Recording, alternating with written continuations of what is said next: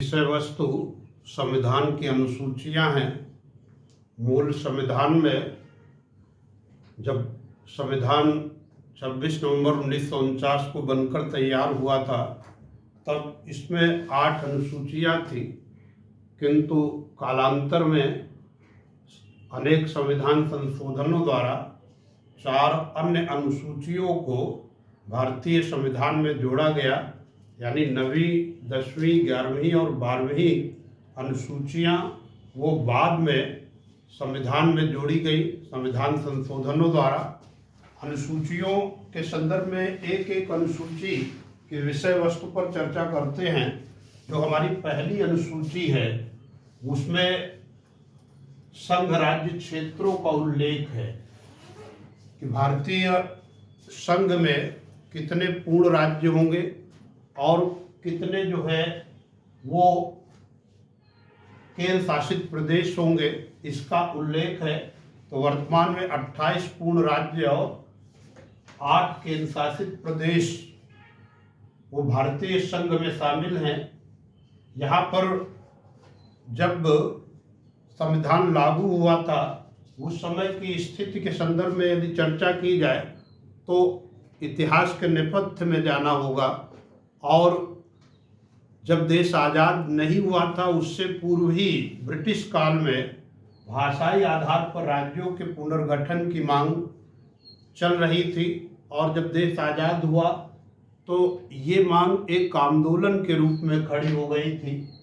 तो भाषाई आधार पर राज्यों के पुनर्गठन हेतु कई आयोग और समितियां गठित की गई। इलाहाबाद उच्च न्यायालय के पूर्व न्यायाधीश जस्टिस एस.के. दर की अध्यक्षता में एक आयोग गठित किया गया, किंतु आयोग ने अपनी सिफारिश में कहा कि भाषाई आधार पर राज्यों का पुनर्गठन राष्ट्र की एकता एवं अखंडता के लिए खतरा उत्पन्न हो सकता है, अतः उस पर विचार नहीं किया गया। इसके पश्चात तो कांग्रेस के अंतर्गत ही एक जेवीपी समिति का गठन किया गया, जिसमें जवाहरलाल नेहरू, वल्लभ भाई पटेल और पट्टाभी सीतारमैया को शामिल किया गया था। इस जेवीपी समिति ने कहा कि यद्यपि भाषाई आधार पर राज्यों के पुनर्गठन से राष्ट्र की एकता अखंडता को खतरा पहुंचेगा, क्षेत्रवाद और जो है भाषाई आधार पर क्षेत्रवादिता को प्रश्रय मिलेगा, लेकिन साथ ये भी कहा कि लंबे समय तक जन भावनाओं को नज़रअंदाज नहीं किया जा सकता है, अतः जन भावनाओं को देखते हुए कार्य करना होगा। इस हेतु फिर एक जस्टिस फजल अली आयोग का गठन किया गया, और जस्टिस फजल अली आयोग ने अपनी जो सिफारिश दी उसमें ये कहा कि भाषाई आधार पर राज्यों के पुनर्गठन करते समय प्रशासनिक सुविधा और उनके विकास को भी ध्यान में रखना चाहिए और उसके आधार पर राज्यों का पुनर्गठन होना चाहिए।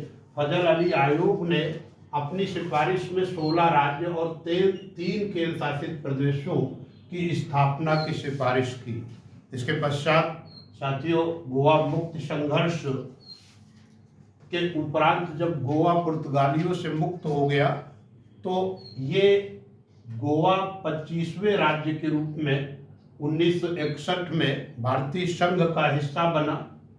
तत्पश्चात तो यहाँ पर एक सिक्किम से संबंधित 2 संविधान संशोधन हुए हैं। जो सिक्किम था वहाँ का जो शासक था चोएंगाल, वो भारतीय संघ में मिलना चाहता था, लेकिन चीन इस पर जो है कब्जेदारी ठोक रहा था। तो ऐसी स्थिति में 35वें संविधान संशोधन 1974 द्वारा पहले इसे सह राज्य एसोसिएट स्टेट के रूप में मान्यता दी गई। ये 2 संविधान संशोधन बहुत महत्वपूर्ण है।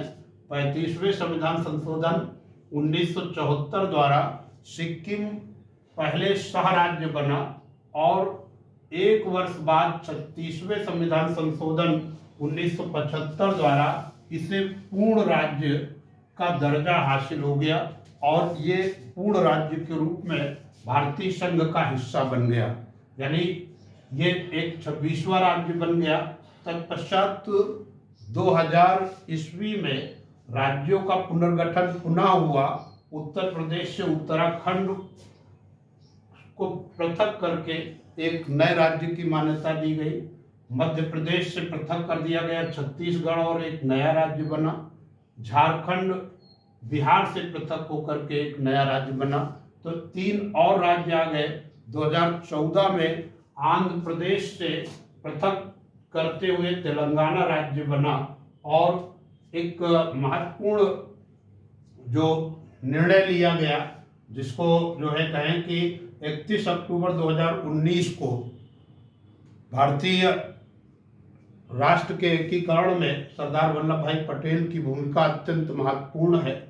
और 31 अक्टूबर को सरदार वल्लभ भाई पटेल की जो है जन्म दिवस के अवसर पर सरकार ने निर्णय लिया कि जम्मू कश्मीर एवं लद्दाख को अब जो है वो यूनियन टेरिटरी के रूप में रखा जाएगा।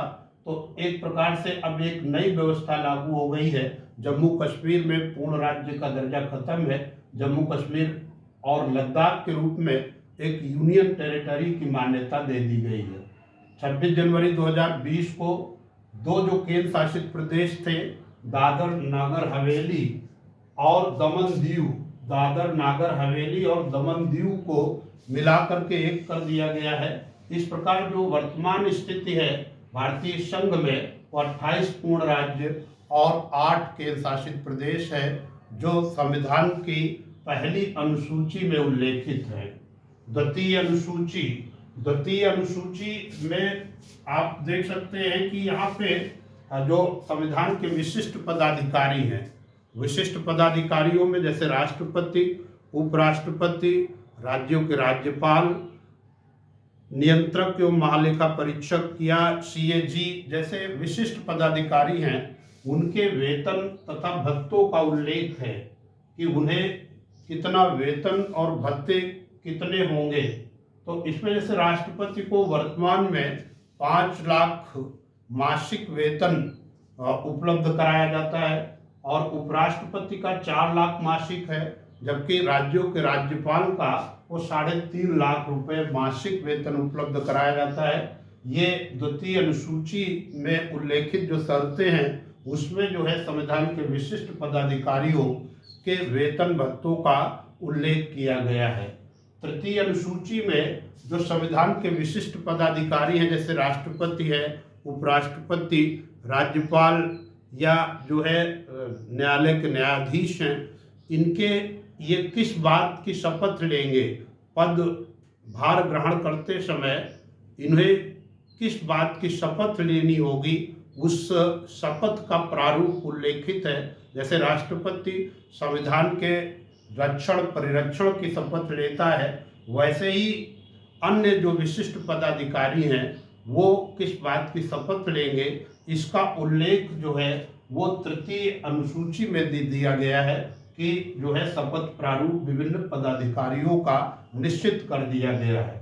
चौथी अनुसूची में जो हमारी संसद का उच्च सदन है राज्यसभा, चूँकि राज्यसभा राज्यों का सदन है और राज्यों के सदन में विभिन्न राज्यों से सीटों के आवंटन का उल्लेख है, सीट एलोकेशन है कि किस राज्य से कितनी सीटें शामिल होंगी। यहाँ पर मैं बता दूं कि जो आदर्श संघीय परिस्थिति से थोड़ा यहाँ पर विचलन दिख रहा है। आदर्श संघ जो होते हैं जैसे USA, स्विट्जरलैंड, ऑस्ट्रेलिया, वहाँ पर चूँकि राज्यों का सदन होता है, यहाँ पर हाउस ऑफ स्टेट्स कहा जाता है, तो वहाँ पर चाहे छोटा राज्य हो या बड़ा राज्य हो, वहाँ पर समान प्रतिनिधित्व होता है। उदाहरण के तौर पर संयुक्त राज्य अमेरिका में जो है सीनेट है वो 100 सदस्यों का है और वहाँ के जो 50 राज्य हैं वो समान प्रतिनिधित्व देते हैं। यानी प्रत्येक राज्य से USA के स्टेट से 2 प्रतिनिधि भेजे जाते हैं जो सीनेटर कहलाते हैं, और वो जो सीनेट है USA का वो दुनिया का सबसे शक्तिशाली द्वितीय सदन है, सबसे शक्तिशाली अपर हाउस है, वो अपर हाउस प्रथम सदन के रूप में है, जो है सबसे शक्तिशाली है। यहाँ पर जो है भारतीय राज्यसभा में जनसंख्या को आधार माना गया है, और यहाँ पर जहाँ सर्वाधिक जनसंख्या वाला उत्तर प्रदेश 31 सीट, यहाँ से 31 सदस्य होते हैं, वहीं कुछ राज्य ऐसे पूर्वोत्तर के जहाँ से मात्र एक सदस्य अपने राज्य का प्रतिनिधित्व करता है। क्योंकि भारत में आदर्श संघीय व्यवस्था नहीं है, अतः ये विचलन दिखता है। और यहाँ पर राज्यसभा में जो सीटें हैं विभिन्न राज्यों की, वो जनसंख्या के आधार पर हैं। ये एक यहाँ पर मैं दोहराना चाहूँगा कि भारतीय उच्च सदन राज्यसभा ना तो उतना ताकतवर है जितना अमेरिकी उच्च सदन सीनेट, और ना ही वो उतना दुर्बल है जितना कि ब्रिटिश हाउस ऑफ लॉर्ड्स। जो हाउस ऑफ लॉर्ड है ब्रिटिश, वहाँ पे आजीवन सदस्यता होती है, वो सबसे वीकेस्ट हाउस कहा जाता है ब्रिटिश संसद का, वो सबसे कमजोर सदन माना जाता है, वो दुनिया का कमजोर सदन है। यहाँ पर राज्यसभा में सीटों के आवंटन चौथी अनुसूची में है। पांचवी अनुसूची में अनुसूचित जाति तथा अनुसूचित जनजाति के क्षेत्रों के प्रशासन संबंधी विशिष्ट प्राविधान है। देखिए, जो है scheduled caste and scheduled tribes area है, वो विशेष प्रकार के प्रशासन की आवश्यकता महसूस करते हैं। संविधान निर्माताओं ने इसी को दृष्टिगत रखते हुए इन क्षेत्रों के प्रशासन से संबंधित कुछ विशिष्ट प्राविधान संविधान की 5वीं अनुसूची में कर दिए हैं, जिनके संदर्भ में चाहे पॉलिसी फॉर्म करते समय या उन्हें लागू करते समय वो प्राविधानों को ध्यान में रखना होगा। छठी अनुसूची में जो 4 राज्य हैं, मेघालय, त्रिपुरा, असम और मिजोरम, इन 4 राज्यों के जो जनजातीय क्षेत्र हैं, ट्राइबल एरिया है, इन 4 राज्यों के मेघालय, त्रिपुरा, असम और मिजोरम के, वहाँ पर कैसे प्रशासन का संचालन होगा, वहाँ की जो विशिष्ट स्थिति है इन आदिवासी क्षेत्रों की, उसको दृष्टिगत रखते हुए प्रशासन संबंधी मानकों का निर्धारण किया गया है, और उन मानकों का अनुसरण करते हुए ही वो प्रशासन संचालित होगा। 7वीं अनुसूची एक अत्यंत महत्वपूर्ण अनुसूची है। 7वीं अनुसूची में विधायी विषयों का बंटवारा संघ, केंद्र और राज्यों के मध्य त्रिसूत्रीय सूची के अंतर्गत किया गया है, और ये विधायी विषयों का बंटवारा बहुत हद तक वो 1935 के भारत शासन अधिनियम और ऑस्ट्रेलिया के संविधान से प्रभावित है। तो विधायी विषयों के बंटवारा करते समय, जैसा कि आदर्श संघों में होता है कि वो केंद्र के विधायी विषयों का उल्लेख कर दिया जाता है, और वो जो है शेष जितनी भी विधायी शक्तियाँ होती वो राज्यों को दे दी जाती, उनका कोई उल्लेख करने की जरूरत नहीं होती।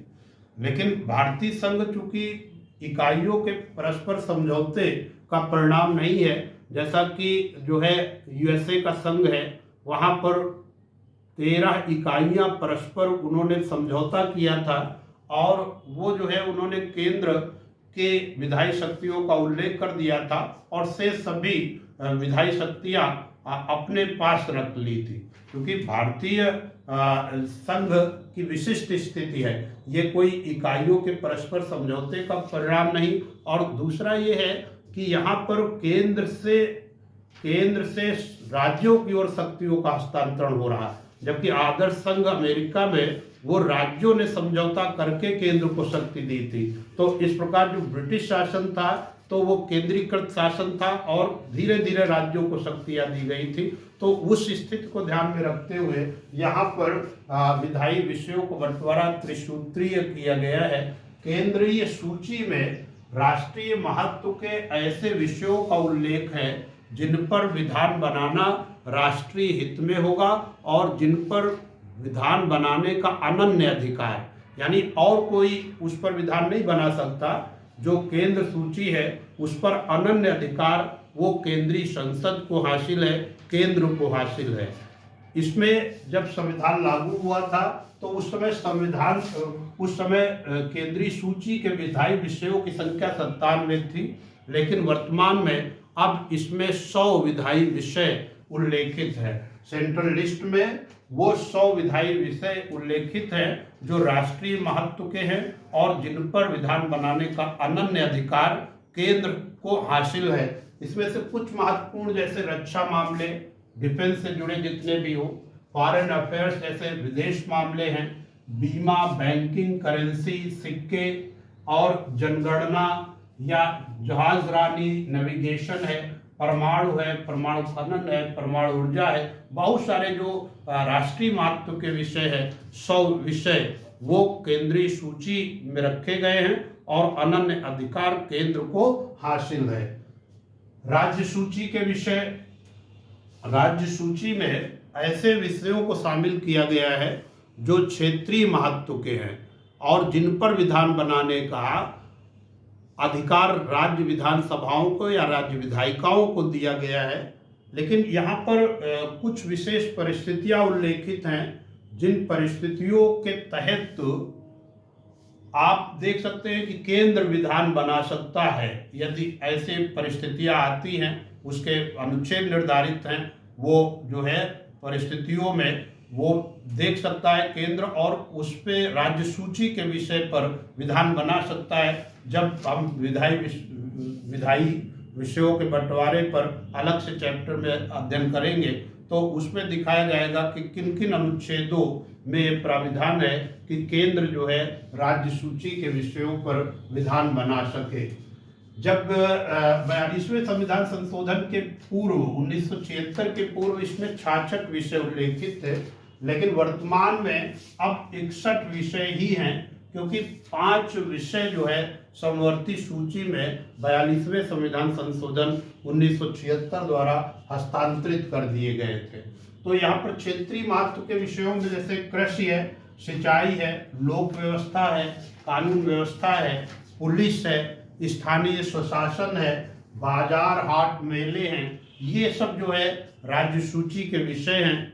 इसके तीसरी हमारी जो सूची है वो समवर्ती सूची कंकरेंट लिस्ट है। ये इस सूची में जो है राष्ट्रीय महत्व और क्षेत्रीय महत्व दोनों को शामिल किया गया है। इसमें ऐसे विषय हैं जो राष्ट्रीय महत्व के साथ साथ क्षेत्रीय महत्व के हैं। तो ऐसे विषयों पर विधान बनाने का अधिकार केंद्र और राज्य दोनों को दिया गया है। किंतु यदि एक ही विषय पर केंद्र और राज्यों के बीच विरोध होता है तो ऐसी दशा में केंद्रीय विधि लागू हो गई। यहाँ पर जो है if there is the contradiction on same matter between centre and state, तो ऐसी स्थिति में जो विधि होगी वो केंद्र की लागू होगी यदि विरोधाभास की स्थिति उत्पन्न होती है।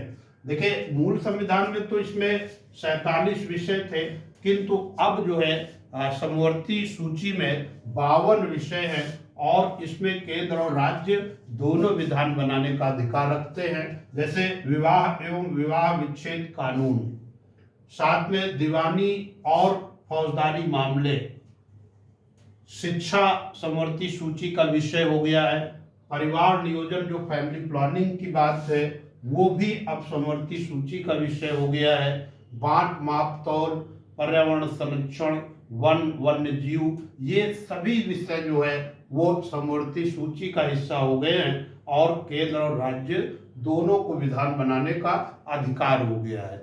एक यहाँ बात उल्लेखनीय है कि 1935 के भारत शासन अधिनियम में जो विधायी विषयों का त्रिसूत्रीय बंटवारा किया गया था उसमें उसके अतिरिक्त जो अवशिष्ट विषय थे, यानी जो तीनों सूचियों में कहीं उल्लेखित नहीं है, और उस समय वो जो अवशिष्ट विषय थे वो गवर्नर जनरल को दिए गए थे।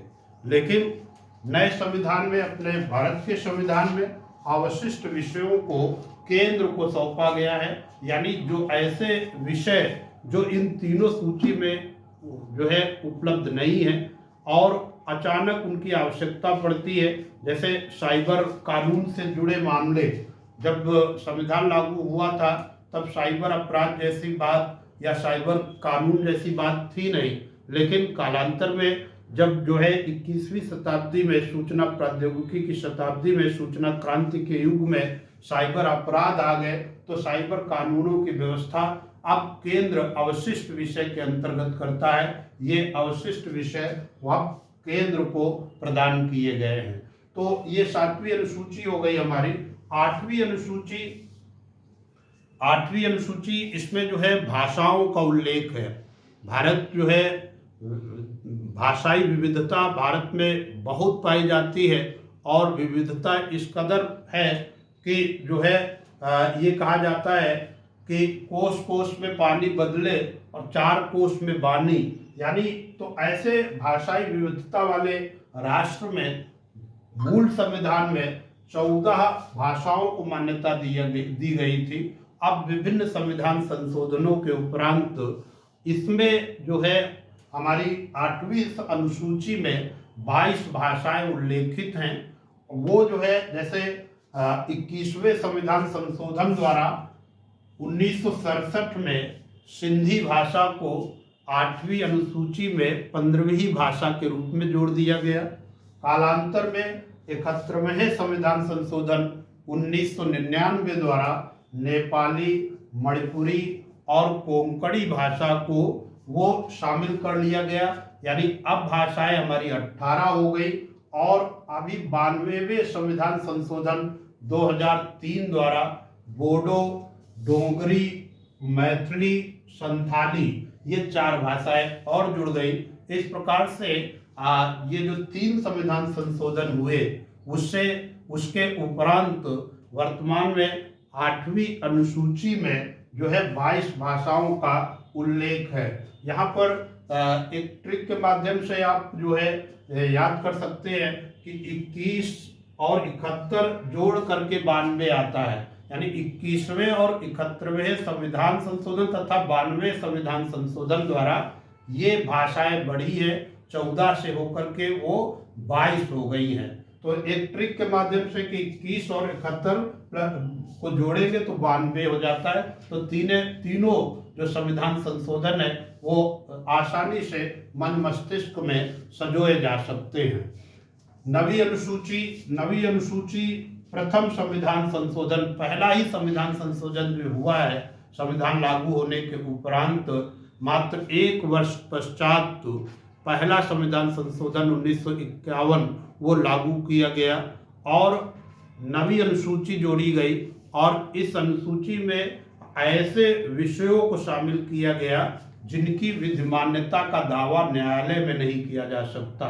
यानी यहाँ पर यदि संसद किसी विषय को 9वीं अनुसूची का हिस्सा बना देता है तो उसकी जो है वैधानिकता का दावा, लीगलिटी का दावा वो न्यायालय में नहीं किया जा सकता है। आप सभी जानते हैं जब तमिलनाडु सरकार ने अपने यहाँ 69% आरक्षण लागू किया, जबकि सुप्रीम कोर्ट ने अपने प्रगतिशील निर्णयों में कहा है कि 50% से अधिक आरक्षण वस्तुतः संविधान के भाग 3 में वर्णित समता के अधिकार का उल्लंघन है।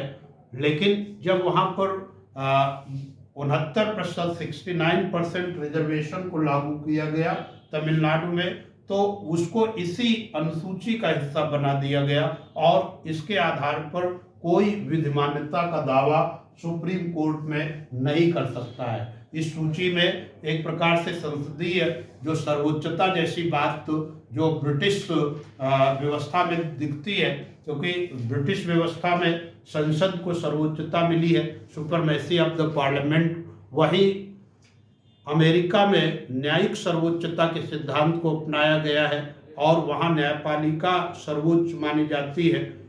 एक जस्टिस हजेस हुए हैं जिन्होंने अमेरिकी संविधान के बारे में कहा था कि अमेरिकी संविधान वो है जो वहाँ की न्यायपालिका कहती है।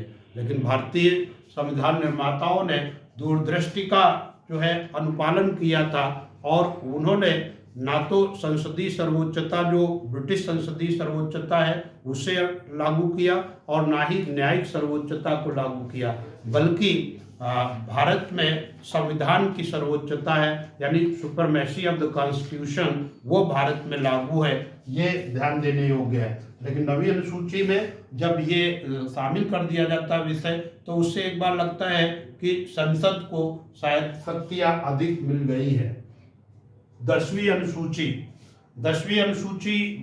52वें संविधान संशोधन 1985 द्वारा बाद में जोड़ी गई है। दल बदल निरोधक कानून इसमें उल्लेखित है, और वस्तुतः जो है मंत्री पद के लालच में लोग किसी दल से निर्वाचित होते थे और मंत्री पद के लालच में अपने दल को छोड़ करके जो सत्तारूढ़ दल है उसका हिस्सा बन जाते थे। इसी समस्या से निपटने के लिए 52वां संविधान संशोधन 1985 लागू किया गया, और उसमें कहा गया कि यदि कोई व्यक्ति अन्य दल में शामिल होता है तो उसके विधानसभा या संसद की सदस्यता स्वयं समाप्त हो जाएगी इस कानून के तहत। लेकिन यहाँ पर कुछ विशिष्ट बातें शामिल की गई कि जैसे यदि 1/3 सदस्य किसी दल के जो निर्वाचित सदस्य हैं वो किसी सरकार को अपना समर्थन दे देते हैं, या 2/3 सदस्य पृथक होकर के नए दल का निर्माण करते हैं और उससे जो है नए दल का निर्माण करने के उपरांत सरकार को समर्थन दे देते हैं, तो ये कानून नहीं लागू होगा। इससे क्या हुआ कि जो दल बदल अभी सीमित हो रहा था वो जो है दल बदल समूह में होने लगा, यानी जो रोग का उपचार था वो रोग से बदतर हो गया। जो दल बदल को रोकने की लालसा से ये 10वीं अनुसूची लाई गई थी, 52वां संविधान संशोधन 1985 आया था, उससे और अब समूह में जो है दल बदल होने लगा। दल बदल का प्रमुख कारण था वो मंत्री पद का लालच। अतः एक बार पुनः 91वें संविधान संशोधन 2003 द्वारा एक प्राविधान किया गया कि अब जो है मंत्रिपरिषद का आकार लोकसभा के आकार के 15% से अधिक नहीं होगा। साथ ही राज्यों के जो विधानसभा है उसके आकार 15% के आकार से अधिक नहीं होगा। मान लीजिए लोकसभा में 545 सदस्य हैं, तो 545 सदस्यों का यदि हम 15% निकालें तो वो जो है 15%, 545 का आप कोई 15 25 75 15 चौको 60 करीब जो है ये मानिए कि लगभग इसका जो प्रतिशत आता है वो 72 के करीब आता है। तो 72 से अधिक जो है मंत्रीगण नहीं होंगे। इसी प्रकार 403 सदस्यों वाली विधानसभा यूपी की है, तो 15 चौको 60 एक और बढ़ जाएगा। अर्थात अब जो है इस दल बदल को रोकने के लिए 61 से अधिक मंत्री नहीं होंगे। कभी जो है जम्बू कैबिनेट हुआ करते थे और मंत्रिपरिषद में उत्तर प्रदेश की जैसे 105 तक मंत्री हो जाते थे। तो इस समस्या से निपटने के लिए वो 91वां संविधान संशोधन 2003 पारित हुआ और वो मंत्रिपरिषद का आकार विधानसभा के आकार का 15% तय कर दिया गया। 11वीं अनुसूची अत्यंत महत्वपूर्ण है। भारत में पंचायती राज व्यवस्था के लिए संविधान निर्माताओं ने निर्देश दिया था। अनुच्छेद 40 में गांधी जी के प्रभाव से यह निर्देश शामिल किया गया था राज्य के निर्देशक तत्वों के अंतर्गत कि जो है राज्य जो है स्थानीय स्वशासन की इकाई के रूप में पंचायती संस्थाओं का गठन करेगा और उन्हें ऐसी शक्ति और संसाधन देगा जिससे वो स्वायत्त शासी इकाई के रूप में काम कर सके। लेकिन ये प्राविधान होने के बावजूद पंचायतों को कोई बड़ी उपलब्धि हासिल नहीं हुई। बहुत कहीं चुनाव होते तो कहीं नहीं होते थे। तो इसी समस्या से निपटने के लिए ये डॉक्टर एल.एम. सिंघवी समिति का गठन किया गया। एल.एम. सिंघवी समिति ने सिफारिश दी कि जब तक पंचायती राज व्यवस्था को संवैधानिक मान्यता दी नहीं जाती तब तक इन्हें ताकत नहीं हासिल होगी। अतः इसके लिए 73वां संविधान संशोधन 1992 संसद ने पारित किया और पंचायती राज व्यवस्था को विधिवत संवैधानिक मान्यता दी गई। इसके लिए पंचायतों के लिए कौन से विषय पर पंचायत काम करेंगी, इसके लिए 11वीं अनुसूची में पंचायतों के लिए 29 विषय उल्लेखित कर दिए गए। इसी प्रकार नगरीय निकायों को शक्ति प्रदान करने के लिए 74वां संविधान संशोधन पारित हुआ और इससे 12वीं अनुसूची संविधान का हिस्सा बनी। उस 12वीं अनुसूची में नगर निकायों से संबंधित 18 विषय के नगरों की सड़कें, रोशनी, जल निकासी व्यवस्था, ये सब जो है उसका हिस्सा हो गई और नगरीय निकायों को भी संवैधानिक मान्यता हासिल हो गई। तो ये 12 अनुसूची हमारी अब पूर्ण होती है। परीक्षा उपयोगी है अत्यंत। इससे एक न एक क्वेश्चन बहुत आता पूछा जाता है किसी न किसी प्रतियोगिता परीक्षा में इस 12 अनुसूचियों में से। तो आप सभी लोग इसे कंठस्थ कर लें और जो है अपने मन मस्तिष्क में संजो लें। बहुत बहुत धन्यवाद।